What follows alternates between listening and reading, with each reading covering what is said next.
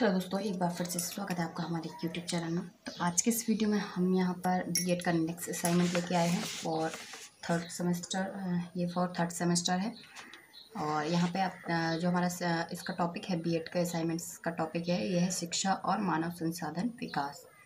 तो इसमें जो है सबसे पहले जो हमने लिए है इंडेक्स में अपने, तो यहाँ पर आप देख सकते हैं सबसे पहला हमारा जो टॉपिक है वो है शिक्षा। नेक्स्ट हमने लिया है शिक्षा की परिभाषा, हम यहाँ पे बताएंगे। थर्ड जो हमारा टॉपिक है वो मानव संसाधन विकास। उसके बाद है मानव संसाधन विकास के सिद्धांत। इसके बाद है मानव संसाधन विकास का क्षेत्र, हम बताएंगे। नेक्स्ट जो है मानव संसाधन विकास के साधन, हम बताएंगे।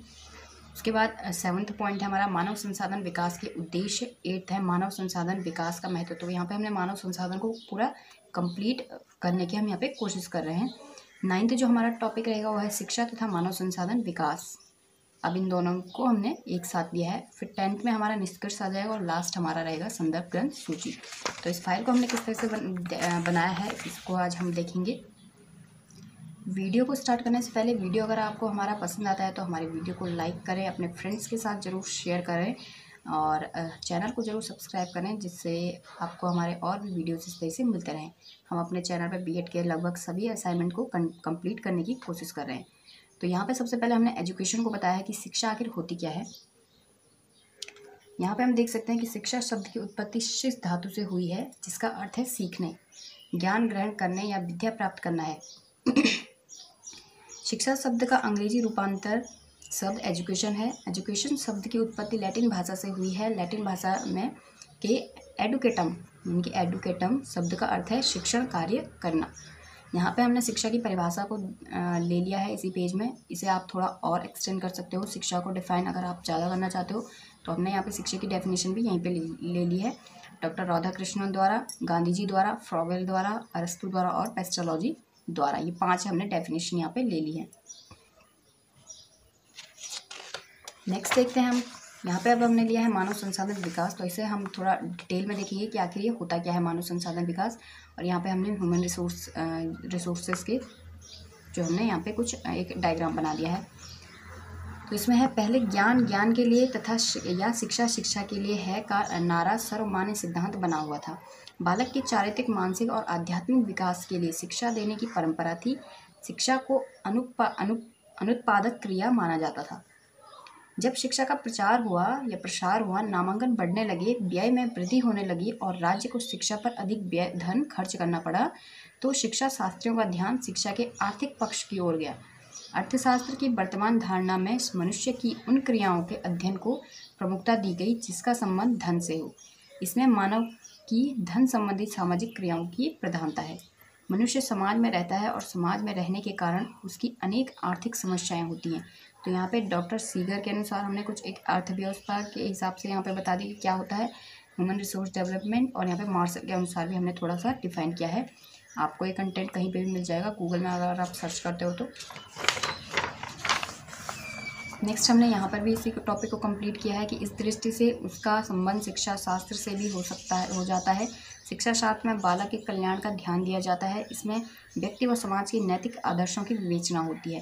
तो इस तरीके से जो है अल्फ्रेड मार्शल के अनुसार भी यहाँ पे दिया गया है कि सबसे अधिक मूल्यवान पूंजी वह है जिसका विनियोग मनुष्य पर किया जाता है। तो यहाँ पे हमने थोड़ा बहुत जो मानव संसाधन विकास को डिफाइन किया। अब हम इसके सिद्धांत पर आ गए कि आखिर इसके सिद्धांत होते क्या हैं, प्रिंसिपल क्या होते हैं। यहाँ पे हमने थोड़ा डिज़ाइनिंग बता दी कि क्या क्या चीज़ें जो है एचआरडी की प्रोसेस में ज़रूरी होती है।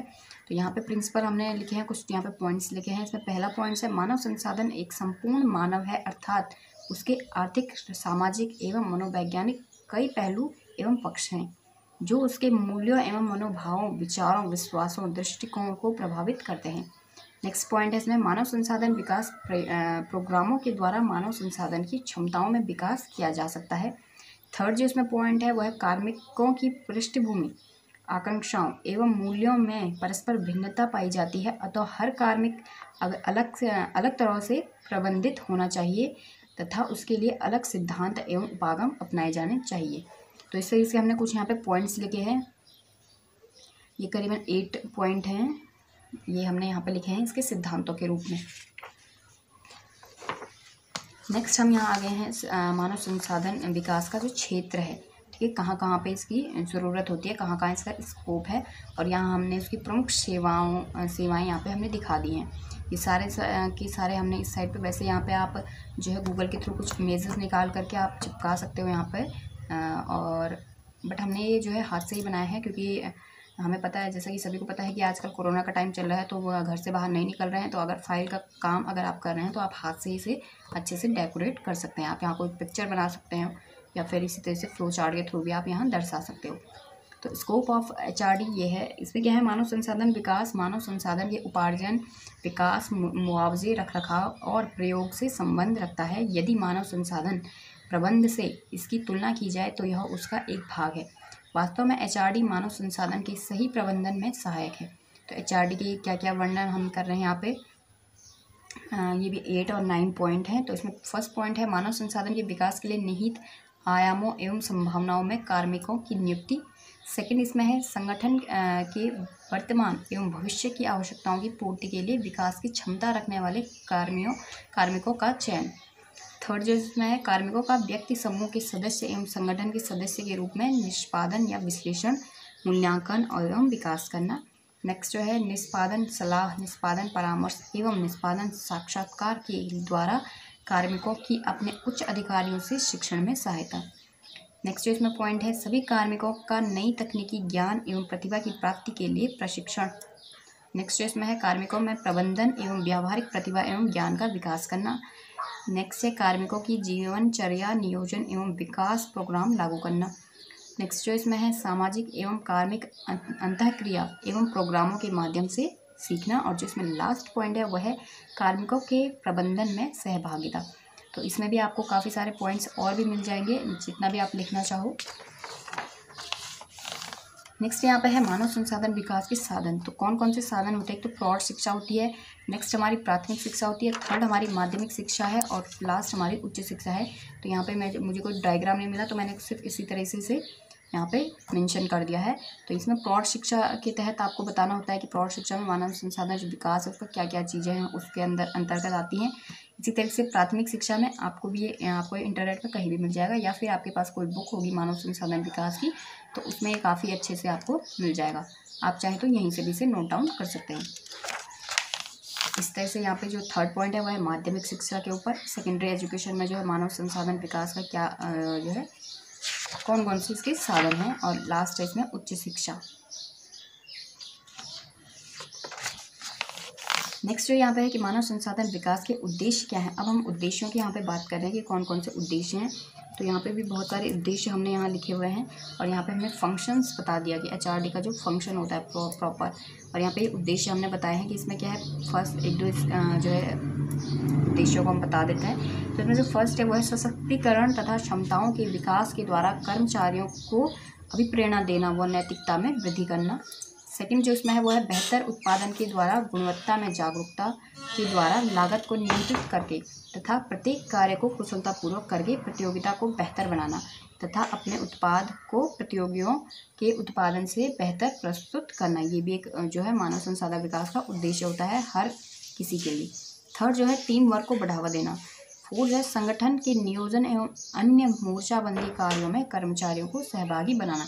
तो इस तरीके से इसमें कुछ जो है पॉइंट्स हैं, बहुत ज़्यादा पॉइंट्स हैं, सारे के सारे पॉइंट्स हैं, तो ये आप लिख सकते हो।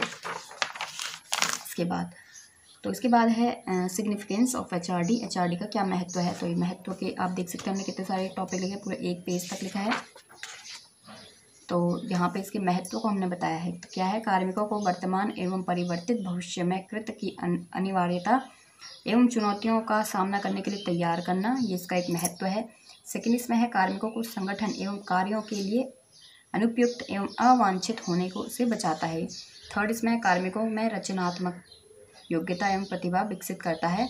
फोर्थ है, कार्मिकों को उच्च स्तर के कृत्यों के लिए तैयार करता है। फिफ्थ इसमें है, नवनियुक्त कार्मिकों में HRD की मूलभूत प्रतिभा एवं ज्ञान प्रदान करता है। नेक्स्ट जो इसमें है वह अगले उच्च पद के लिए कार्मिकों में क्षमता विकसित करता है। नेक्स्ट है, संपूर्ण गुणवत्ता प्रबंधन में सहायता प्रदान करता है। फिर इसमें व्यक्तिगत एवं सामूहिक मनोबल में विकास करना तथा उत्तरदायित्व की भावना, सहयोगी दृष्टिकोण एवं अच्छे पारस्परिक संबंध स्थापित करना। इसमें जो नेक्स्ट पॉइंट है वह है संगठन की क्षमताओं में वृद्धि। और जो लास्ट इसमें हमने लिया है वह कार्मिकों में व्यक्तिगत आत्मनिर्भरता, लचीलापन एवं अनुशासन, चुनौती स्वीकार करना, सहनशीलता आदि भावनाओं को आपूरित करना निश्चय ही HRD कार्मिक एवं संगठन के लिए एक महत्वपूर्ण विषय है। तो ये इसका बिल्कुल एक विस्तृत ढांचा हमने यहाँ पे बता दिया है कि आखिर उसके क्या क्या महत्व हैं। नेक्स्ट जो अब है हमारा शिक्षा और मानव संसाधन विकास को हम यहाँ पे ज्वाइन करके बताएंगे। तो यहाँ पे हमने इसके योगदान बता दिए हैं कि शिक्षा और मानव संसाधन विकास का जो शिक्षा में क्या क्या योगदान है। तो यहाँ पे हमने कुछ टॉपिक पॉइंट्स यहाँ पे लिखे हुए हैं, वही पॉइंट्स हमने यहाँ एक्सप्लेन किए हुए हैं। तो शिक्षा तथा उत्पादकता ये फर्स्ट पॉइंट है। इस तरह से मानव पूंजी में वृद्धि, इस तरीके से हमने कुछ ये पॉइंट्स बता दिए हैं, 9 पॉइंट्स हैं ये। तो यहाँ पे है शिक्षा और उत्पादकता में क्या किया कि हरविंसर एवं मारियस ने कहा कि आर्थिक विकास मानव संसाधन विकास है और आर्थिक विकास का अर्थ है प्रत्येक व्यक्ति के लिए उचित रोजगार का आश्वासन, सभी के लिए रोटी, कपड़ा व मकान की व्यवस्था, कृषि का विकास, अधिक उत्पादन आदि। शिक्षा का कार्य लोगों की उत्पादक योग्यता का विकास या वस्तुओं तथा सेवाओं के उत्पादन के लिए कुशल जनशक्ति को तैयार करना है। तो ये शिक्षा तथा उत्पादकता का कार्य है।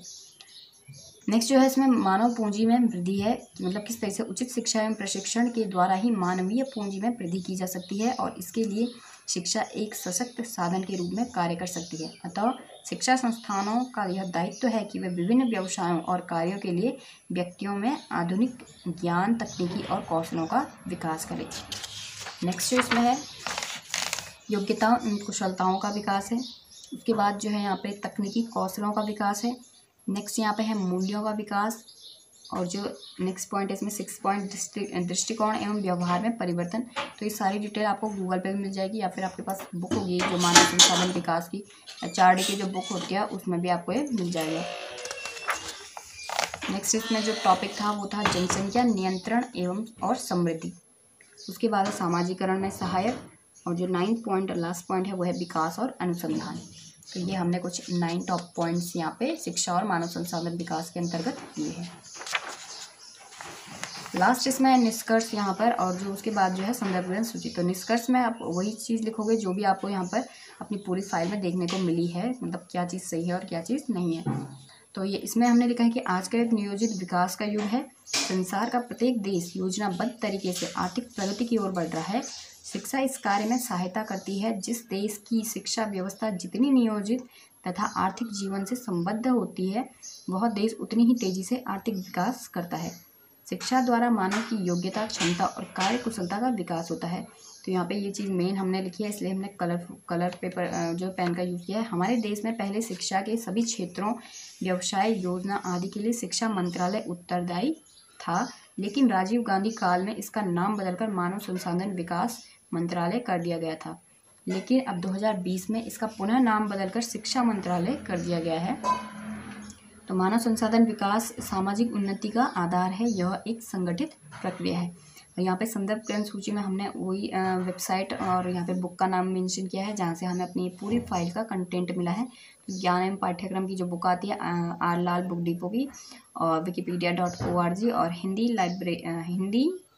हिंदी करके कुछ है, और एक है mdude.net करके। तो ये कुछ वेबसाइट के नाम है। आपको जहाँ से भी अपना कंटेंट मिलता है इस फाइल के लिए तो वो चीज़ आपको यहाँ पे मेंशन करनी होती है संदर्भ ग्रंथ सूची में। तो वीडियो अगर आपको पसंद आता है तो वीडियो को लाइक करें, शेयर करें, चैनल को सब्सक्राइब जरूर करें। Thank you.